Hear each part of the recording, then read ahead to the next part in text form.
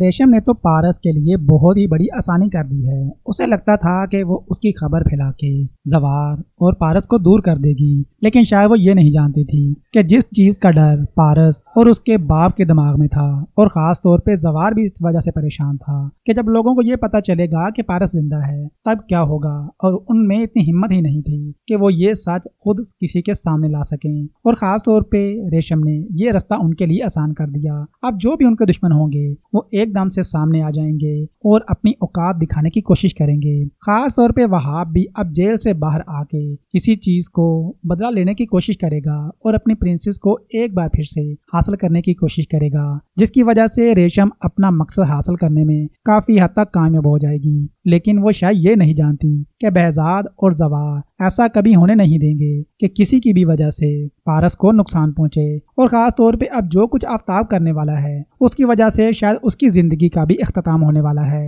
کیونکہ اسے یہ پتا چل چکا ہے کہ بہزاد نے ان کے ساتھ دھوکہ کیا ہے اور جھوٹ بولا تھا کہ پارس مر چکی ہے۔ لیکن جس طریقے کے ساتھ زوار نے بہزاد کو بتایا ہے کہ وہ پریس کانفرنس کرے، اس کی وجہ سے کافی حد تک اس کی ہیلپ ہو جائے گی۔ لیکن آپ سب کے خیال میں جو کچھ بھی ریشم کر رہی ہے، کیا اس کی سچائی جب زوار کے سامنے آئے گی یا پھر اس کی فیملی کے سامنے آئے گی تو ان سب کا کیا ری ایکشن ہونا چاہیے؟ کیونکہ اپنی محبت کو حاصل کرنے کے لیے ریشم نے صحیح رستہ نہیں چنا۔ ریشم کو یہ تو پتا ہے کہ زبردستی محبت حاصل نہیں کی جا سکتی، زبردستی شادی تو ہو جاتی ہے لیکن وہ شادی زیادہ دیر تک نہیں چل پاتی، اور اگر چلے بھی تو وہ صرف ایک مجبوری کا رشتہ ہوتا ہے۔ آپ سب کے خیال میں جو کچھ بھی ریشم اپنی محبت کو حاصل کرنے کے لیے کر رہی ہے اور جو کچھ پارس اپنی محبت حاصل کرنے کے لیے کر رہی ہے، کیا لڑکیوں کو اپنی محبت حاصل کرنے کے لیے ایسا ہی کرنا چاہیے؟